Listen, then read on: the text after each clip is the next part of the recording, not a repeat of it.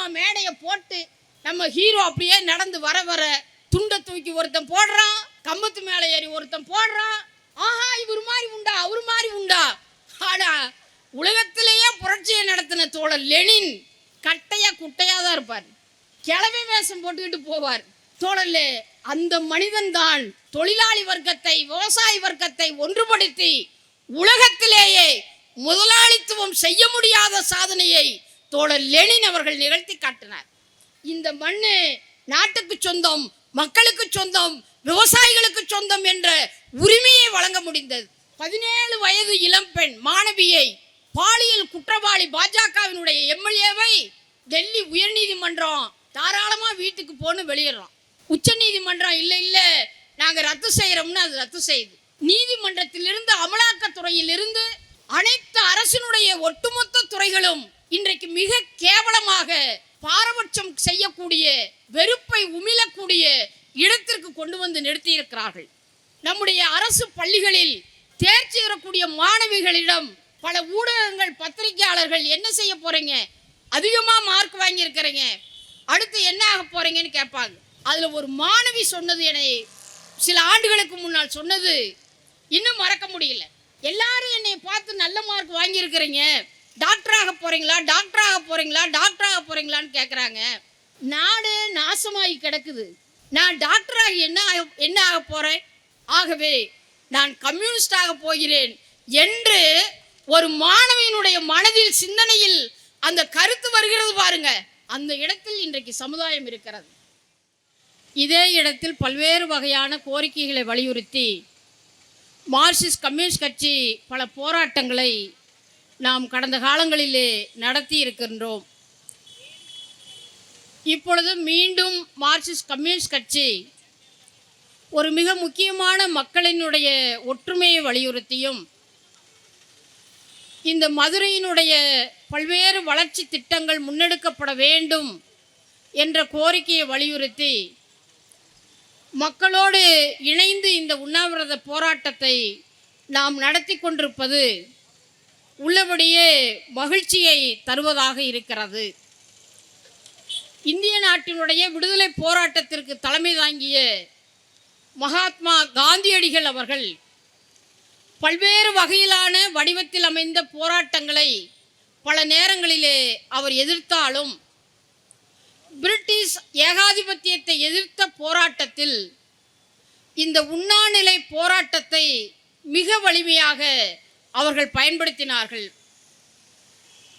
ஒவ்வொரு உண்ணாவிரத போராட்டத்தின் பொழுதும் அன்றைக்கு இருந்த காங்கிரஸ் கட்சியினுடைய உள்கட்சியில் அவருக்கு எதிரான கருத்து கொண்ட தலைவர்களும் பிரிட்டிஷ் காவல்துறை அதிகாரிகளும் அவரை இந்த உண்ணாவிரத போராட்டத்தில் இருந்து மிக கேலியாக பார்ப்பதும் அவரை கிண்டல் செய்வதுமாக தொடர்ந்தார்கள் என்று வரலாறு கூறுகிறது.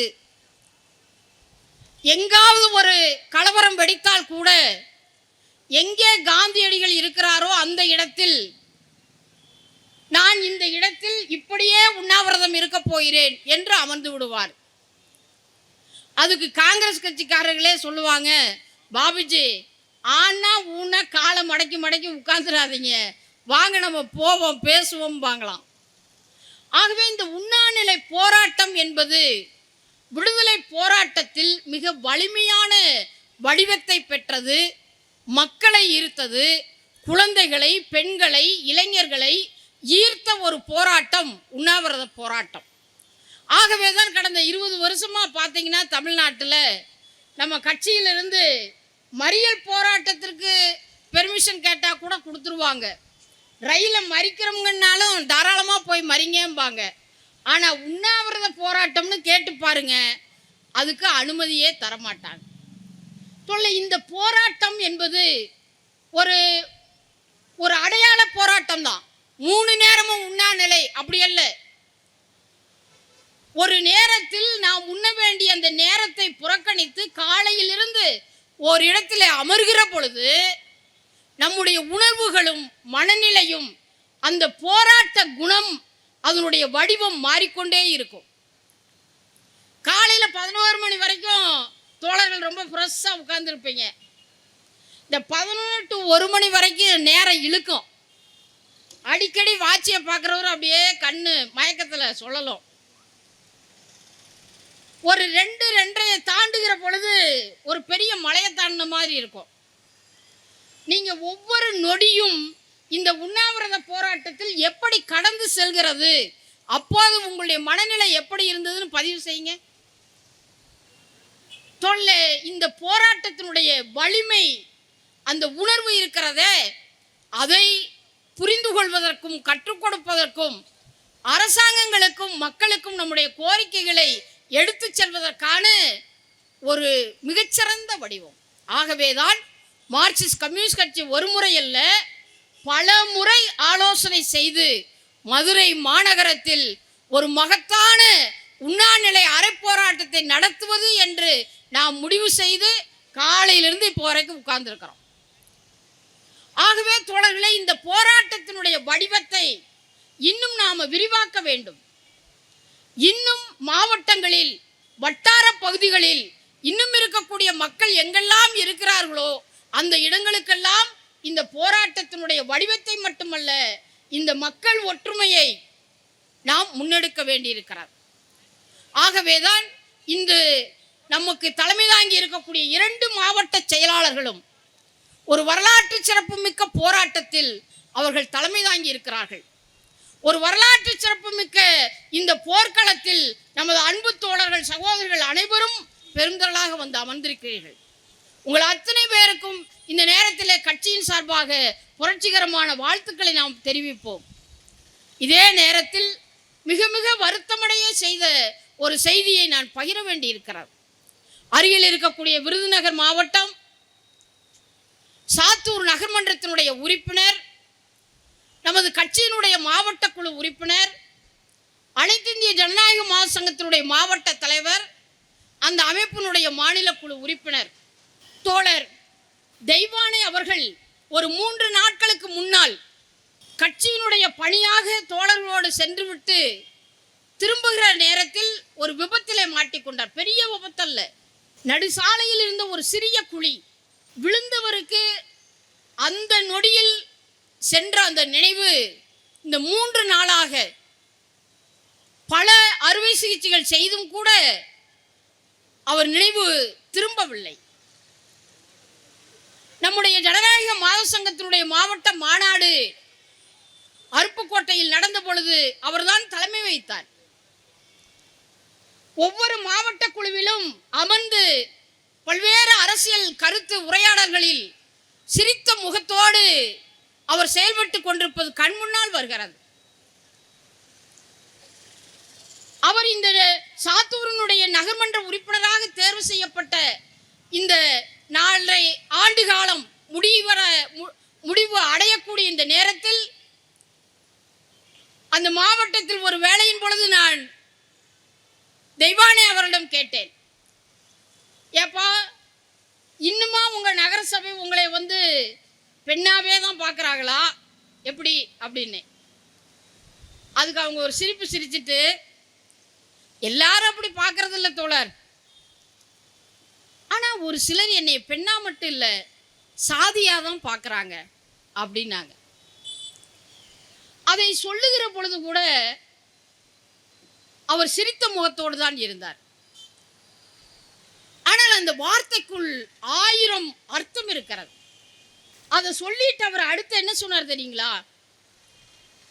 யார் என்னை எப்படி பார்த்தாலும் நம்ம கட்சி கம்யூனிஸ்ட் கட்சி என்னை சாதியா பார்க்கறது இல்லை, ஒரு சிறந்த போராளியாக பார்க்கிறது என்பதுதான் என்னுடைய அடையாளம் என்று தெய்வானை குறிப்பிட்டார். தோழர்களே, அந்த தெய்வானை மிக மிக மிக பின்தங்கிய பழங்குடியின சமுதாயத்தில் இருந்து வந்தவர். முதல் தலைமுறையாக சாத்தூர் நகராட்சி நகர்மன்றத்துக்குள் சென்றவர். முதல் தலைமுறையாக மக்களை பார்த்து வணங்கி எனக்கு வாக்களியுங்கள், நான் அறிவால் சுத்தியல் நட்சத்திரம் என்று கேட்டவர். அந்த வார்டு முழுவதும் 90% வாக்குகளை அறிவால் சுத்தியலில் பெற்று வெற்றி பெற்று மக்களுக்கு மிகச்சிறந்த சேவையை செய்து கொண்டிருந்தவர் தான் அன்பு சகோதரி தெய்வானை அவர்கள். அவர் இன்றைக்கு நம்மிடம் இல்லை. ஆனால் அவர் இறுதி வரை, கடைசி வரை கட்சியினுடைய முடிவை அமுல்படுத்தி இரவு 9 மணிக்கு அவர் வீட்டுக்கு செல்லக்கூடிய நேரத்தில் வீடு செல்லவில்லை என்பதை நினைக்கிற பொழுது ஒரு மிகப்பெரிய இழப்பு நம்மிடம் வந்து சேர்க்கிறது. இது போன்று ஒரு சமூகத்தினுடைய அடித்தட்டில் இருக்கக்கூடிய மக்களை, பெண்களை வென்றெடுத்த ஒரு இயக்கம்தான் இங்கே உண்ணாவிரத போராட்டத்தில் ஈடுபட்டு கொண்டிருக்கிறது என்பதை நாம் மதுரையினுடைய மக்களுக்கு தெரிவிக்க கடமைப்பட்டிருக்கிறோம். அருமை அம்மா KP ஜானகி அம்மாள், அன்பு தோழர் N சங்கரையா அவர்கள் இன்னும் பட்டியல் போட்டால் இந்த வரலாறுகளை அடுக்கி வைப்பதற்கு தமிழ்நாட்டில் இடமே இருக்காது. அப்படிப்பட்ட பெருமைகளையும் புகழையும் தியாகத்தையும் கொண்ட தலைவர்களை கொண்ட இயக்கம்தான் இந்த மார்க்சிஸ்ட் கம்யூனிஸ்ட் கட்சி. ஒவ்வொரு ஜூன் மாதமும் நம்முடைய அரசு பள்ளிகளில் தேர்ச்சி பெறக்கூடிய மாணவிகளிடம் பல ஊடகங்கள், பத்திரிகையாளர்கள் என்ன செய்ய போறீங்க, அதிகமாக மார்க் வாங்கியிருக்கிறீங்க, அடுத்து என்ன ஆக போறீங்கன்னு கேட்பாங்க. அதில் ஒரு மாணவி சொன்னது, என்னை சில ஆண்டுகளுக்கு முன்னால் சொன்னது இன்னும் மறக்க முடியல. எல்லாரும் என்னை பார்த்து நல்ல மார்க் வாங்கியிருக்கிறீங்க, டாக்டராக போறீங்களா, டாக்டராக போறீங்களா, டாக்டராக போறீங்களான்னு கேட்குறாங்க. நாடு நாசமாகி கிடக்குது, நான் டாக்டராக என்ன ஆக போறேன், ஆகவே நான் கம்யூனிஸ்டாக போகிறேன் என்று ஒரு மாணவியினுடைய மனதில், சிந்தனையில் அந்த கருத்து வருகிறது பாருங்க. அந்த இடத்தில் இன்றைக்கு சமுதாயம் இருக்கிறது. ஆகவே இந்த கம்யூனிஸ்ட் கட்சி இயக்கம் என்பது, செங்கொடி இயக்கம் என்பது வரலாற்றில் விடுதலை போரிலே மட்டுமல்ல, உலக அளவில் பாசிச சக்திகளை எதிர்த்து ஹிட்லர், முசோலினிகளை தோற்கடித்து உலகத்திற்கே நம்பிக்கை ஊட்டிய அந்த செங்கொடி தான் இங்கே பறந்துகிட்டு இருக்கு. அந்த செங்கொடி தான் பறந்துகிட்டு இருக்கிறது. பாரிஸில் முதல் தொழிலாளர் புரட்சியை நடத்திய பொழுது நம்முடைய சீனாவினுடைய போராளி மாவோ அவர்கள் குறிப்பிட்டார், அது புத்தொளி வீசக்கூடிய ஒரு பூ என்று சொன்னால் சோவியத்திலே, ரஷ்யாவிலே நடந்த புரட்சி உலகத்திற்கே ஒரு மிகச்சிறந்த சுவையான கனி என்று வர்ணித்தார். ஆகவே இந்த இரண்டு புரட்சியிலும் தங்கள் உயிர்களை ஈந்த அந்த தோழர்கள், போராளிகளை, அவர்களுக்கு தான் கம்யூனிஸ்ட் கட்சி எல்லா இடங்களிலும் வீர வணக்கம் செலுத்துகிறோம். அந்த தியாகிகளோடு இணைத்துதான் நம்முடைய அன்பு சகோதரி அவர்களுக்கு நாம் வீர வணக்கம் செலுத்தி இன்று வரவேண்டிய ஒரு நிலை என்பது உருவானது. ஆகவே தோழர்களே, இந்த உண்ணாவிரத போராட்டத்தினுடைய கோரிக்கைகள் குறித்து, அதனுடைய அரசியல் பின்னணிகள் குறித்து நம்முடைய தலைவர்கள் பல மணி நேரம் எடுத்து கூறியிருக்கிறார்கள். ஆகவே ஒரு வரலாற்றில் மிக முக்கியமான ஒரு இடத்திலே நாம் வந்து அமர்ந்திருக்கின்றோம். திருப்பரங்குன்றம் மலைக்கு தெற்கு புறமாக நம்முடைய அனைத்து இந்திய ஜனநாயக மாத சங்கம் பெண்களிடமும், குழந்தைகளிடமும், மக்களிடமும் ஒற்றுமையை வலியுறுத்தி ஒரு நடந்து செல்லக்கூடிய ஒரு பயணத்தை நடத்துகிறோம் என்று அனுமதி வாங்கினோம். காவல்துறை கொடுத்துட்டாங்க. ஆனால் காலையில் நடக்கணும்னா இரவு 10 மணிக்கு இல்லை நீங்கள் நடக்கக்கூடாதுன்ட்டாங்க. எதுக்கு நடக்கக்கூடாது? நடந்தால் உங்களுக்கு கால் வலிக்கு, எங்களுக்கு கால் வலிச்சா உங்களுக்கு என்ன? அனுமதி இல்லை, மறுக்கப்பட்டது. இந்த போராட்டத்தில் காவல்துறை, அங்கிருக்கக்கூடிய திருப்பரங்குன்றத்தினுடைய காவல்துறை அது எப்படி இருக்கிறது, ஊர் மக்கள் எப்படி இருக்கிறார்கள், நம்முடைய மதுரையில் இருக்கக்கூடிய உயர்நீதிமன்றம் எப்படி இருக்கிறது, அரசாங்கம் எப்படி இருக்கிறது, மேல் இருக்கக்கூடிய ஒன்றிய அரசாங்கம் எப்படி இருக்கிறது, பத்திரிகைகள் எப்படி இருக்கு, எல்லாமே இன்றைக்கு நமக்கு கிடைக்கக்கூடிய மிக முக்கியமான கல்வி. இந்த சமூகத்தை மதத்தின் காரணமாக பிளவுபடுத்தி கொண்டிருக்கக்கூடிய அரசியல் நிகழ்வு ரொம்ப மெதுவா இல்லை, ரொம்ப வேகமா பரவிட்டு இருக்கு, ரொம்ப வேகமா போயிட்டு இருக்கு.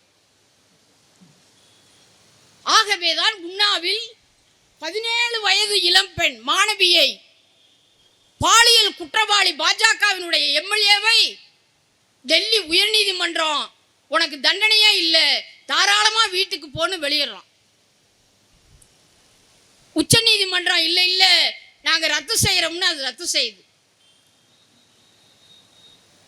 நீதிமன்றத்திலிருந்து அமலாக்கத்துறையிலிருந்து அனைத்து அரசினுடைய ஒட்டுமொத்த துறைகளும் இன்றைக்கு மிக கேவலமாக பாரபட்சம் செய்யக்கூடிய, வெறுப்பை உமிழக்கூடிய இடத்திற்கு கொண்டு வந்து நிறுத்தியிருக்கிறார்கள். ஆகவே நாம இலைமறைவு காய்மறைவாக நம்முடைய அரசியலை மறைவாக எடுத்துக்கொண்டு செல்ல வேண்டிய கட்டாயமோ நிலையோ நமக்கு முன்னால் இல்லை. பகிரங்கமாக மக்களை பாதுகாக்கக்கூடிய பிரச்சனைகளை, அரசியலை நாம் தெருவில் நின்று பேசுவோம். பாசிச சக்திகளை, RSS-ஐ, இந்துத்துவ அமைப்புகளை எதிர்க்கக்கூடிய வலிமை, வல்லமை வரலாற்றில் இந்த செங்கொடியினுடைய இயக்கத்தை சார்ந்தவர்களுக்குத்தான் இருந்திருக்கிறது. அது எதிர்காலத்திலும் இருக்கும். ஆகவே அவங்க வருவாங்க, இவங்க வருவாங்க பார்க்காதீங்க. நம்முடைய அன்பு தலைவர்கள் சொன்னதே போல நம்முடைய மாநில செயலாளர் இங்க வந்த நேரத்தில் அவர் பேசிய பேச்ச எப்படியெல்லாம் திரித்து எழுதப்பட்டிருக்கிறது அப்படிங்கிறத பத்தி சொல்லிட்டாங்க. தோழர்களே, இந்த பாசிச சக்திகள் அவர்களுடைய மூளை என்பது நரிகளினுடைய மூளைதான். நீங்க இப்ப இதுல என்ன நடந்துட்டு இருக்குன்னு பாத்தீங்கன்னா, திருப்பரங்குன்றம் மலையை சிக்கந்தர் மலை என்று சொன்னதாக பி. சண்முகம் சொல்லிவிட்டார் அப்படின்னு வழக்கு போட்டாச்சு. இப்ப நம்ம என்ன சொல்லுவோம்? இல்லை இல்லை அப்படி நாங்க சொல்லல, அப்படி நாங்க சொல்லல. இது பத்திரிகையில படிப்பாரு, ஐயா அவர் அப்படி சொல்லல. நீதிமன்றத்துக்கு போகும், ஐயோ அவர் அப்படி சொல்லல. இதுதான் RSS-னுடைய திட்டம். இந்த பதில் தான் அவங்களுக்கு தேவை. இந்த பதிலில் இருக்கக்கூடிய கருத்தை அங்க அப்படியே ஒட்ட வைக்கணும். ஆகவே அவர்கள் ஏதோ தெரியாமல் செய்து கொண்டிருக்கிறார்கள் அல்ல, தெரிந்துதான் செய்கிறார்கள். ஏன் மற்ற தலைவர்களை எல்லாம் விட்டுட்டு சிபிஎம் தலைவர் எதுக்குறாங்க? சிபிஎம் தலைவர் தானே தெருவில் நின்று போராடுவாரு. அர்ஜுன் சம்பத்தா இருக்கட்டும், அர்ஜுனை இல்லாத சம்பத்தா இருக்கட்டும், பாசிச சக்திகளை, மதவெறி சக்திகளை தெருவில் வந்து எதிர்க்கக்கூடிய ஒரே சக்தி இந்தியாவிலும் தமிழ்நாட்டிலும் மார்க்சிஸ்ட் கம்யூனிஸ்ட் கட்சி தான் என்பதை நாம் ஒன்றும் மறைக்க வேண்டிய அவசியம் இல்லை. தோழர்களே, இது ஏதோ பிரச்சாரத்துக்காக சொல்றதால நினைக்காதீங்க. ஒரு கம்யூனிஸ்டா இருக்கிறவரு அவருடைய சிந்தனை முழுசும் அப்படிதான் இருக்கும். கம்யூனிஸ்டுகளுக்கு என்று இருக்கக்கூடிய பண்புகள் அதான் இது. உலகம் முழுவதும் இருக்கக்கூடிய கம்யூனிஸ்டுகள் எங்காவது ஒரு அநீதி இழைக்கிற பொழுது கண்ணை மூடிட்டு இருக்கிறவங்க அல்ல, காம்ப்ரமைஸ் செய்துகிட்டு போறவங்க அல்ல. தோழர், இந்த கம்யூனிஸ்ட் கட்சி தோழர் லெனின் இருந்தார் பாருங்க, மார்க்சும் தோழர் ஏங்கல்ஸும் தத்துவத்தை உருவாக்கினார்கள். அதை செயல்முறைக்கு கொண்டு வந்தவர் தோழர் லெனின் அவர்கள். லெனினால் கண்டுபிடிக்கப்பட்டதுதான் தனி மனிதர்களால் இது சாதிக்க முடியாது, அமைப்பால் தான் சாதிக்க முடியும் என்று கம்யூனிஸ்ட் கட்சி என்ற அமைப்பை தோற்றுவித்தார். ஆகவே தனி மனிதர்கள் அனைவரும் அமைப்புக்குள்ளே உள்ளடக்கம். அந்த அமைப்பு தான் புரட்சியை நடத்தும். அந்த தொழிலாளி வர்க்க அமைப்பு தான் அங்கே தலைமை தாங்கும். அந்த தொழிலாளி வர்க்க அமைப்பு தான் தன்னை தியாகம் செய்யும். ஆகவேதான் தோழர் லெனின் புரட்சி முடிகிற வரை வெளிநாட்டிலே தான் இருந்தார், தலைமறைவா. ஆனா ரஷ்யாவுக்குள் தினசரி லட்சக்கணக்கான தொழிலாளிகள் போராட்டத்தை தொடர்ச்சியாக நடத்தினார்கள். எப்படி முடிஞ்சது? லெனின் என்ற பெயர் உண்மை பெயர் அல்ல, அவர் வைத்துக் கொண்ட புனைப்பெயர். லெனின் என்பவர் இப்ப பாருங்க, இந்தியாவில் தமிழ்நாட்டில் நீளமா மேடையை போட்டு நம்ம ஹீரோ அப்படியே நடந்து வர வர துண்டை தூக்கி ஒருத்தன் போடுறான், கம்பத்து மேலே ஏறி ஒருத்தன் போடுறான். ஆஹா, இவர் மாதிரி உண்டா, அவர் மாதிரி உண்டா. ஆனா உலகத்திலேயே புரட்சியை நடத்தின தோழர் லெனின் கட்டையா குட்டையா தான் இருப்பார். கிழமை வேஷம் போட்டுக்கிட்டு போவார். அவர் ஒன்றும் பவுடர் எல்லாம் போடல. தோழர்களே, அந்த மனிதன் தான் தொழிலாளி வர்க்கத்தை, விவசாய வர்க்கத்தை ஒன்றுபடுத்தி உலகத்திலேயே முதலாளித்துவம் செய்ய முடியாத சாதனையை தோழர் லெனின் அவர்கள் நிகழ்த்தி காட்டினார். ஆகவேதான் இந்த மண்ணு நாட்டுக்கு சொந்தம், மக்களுக்கு சொந்தம், விவசாயிகளுக்கு சொந்தம் என்ற உரிமையை வழங்க முடிந்தது.